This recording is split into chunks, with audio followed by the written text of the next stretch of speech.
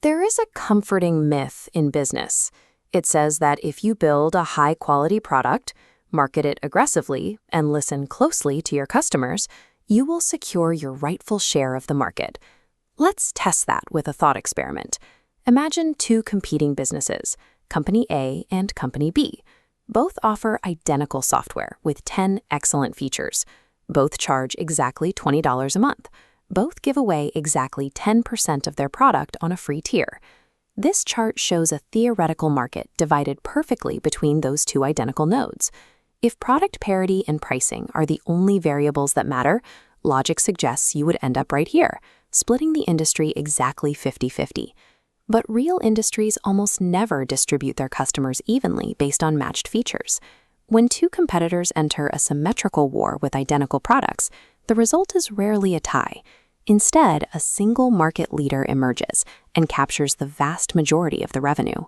Take a look at the beverage industry to see how this plays out in the physical world. In the United States, Coca-Cola commands 20% of the market. The runner-up, Pepsi, holds only 8.5%. There are no strict contracts or technological lock-ins forcing consumers to choose one soda over another. Yet the leading brand heavily outscales the runner-up. When you move from physical goods to the software industry, that dynamic accelerates. Software scales instantly, meaning early leads compound faster and create an extreme concentration of market share at the very top. This creates a powerful psychological barrier for buyers. Enterprise decision-makers default to the largest, most established option because it eliminates their personal career risk.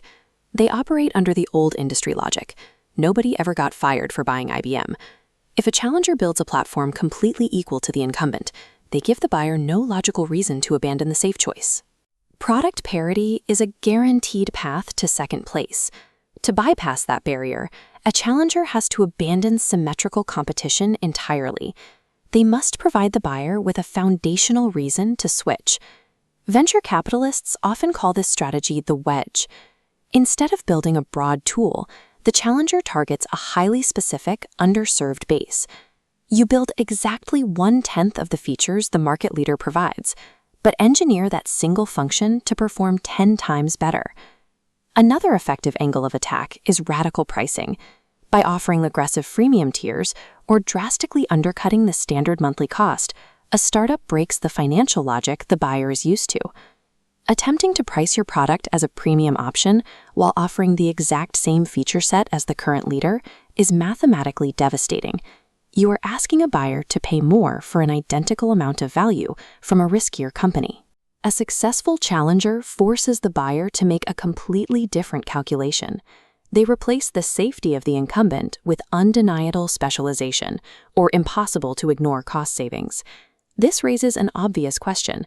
If a startup is succeeding with a cheaper price or a hyper-focused feature, why wouldn't the massive market leader just copy them? The answer lies in their corporate infrastructure. A massive company builds its entire operational model, its sales teams, its support staff, its profit margins, to sustain its current high price point and broad feature set. When a lean startup enters the space charging a fraction of the cost, the established giant is mathematically incapable of adjusting their prices to match. If the incumbent dropped their rates to compete with the startup, they would instantly destroy their own established revenue streams. They would lose millions of dollars from their existing customer base overnight. A large corporation might have a massive cash reserve to fight a short-term price war, but their heavy operational costs mean they cannot survive a prolonged, deeply discounted battle.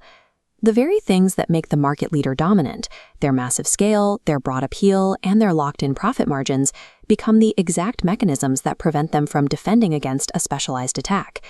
You cannot unseat an established industry giant through incremental optimization. Tweaking the marketing copy on your homepage or fulfilling minor feature requests from vocal users will not move a company into first place.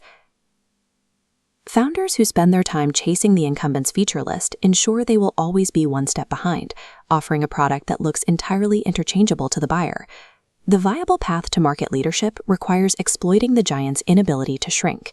You have to attack the structural rigidity of their business model. Audit your own operations. Look past your product's baseline value and locate your foundational reason, the specific, undeniable metric or feature that makes switching to your service the only logical choice for your target user. Engaging a market leader in a symmetrical battle on their own terms guarantees the leader will maintain their dominance. To capture the market, a challenger must rewrite the rules of engagement, so the incumbent is physically and financially incapable of playing along.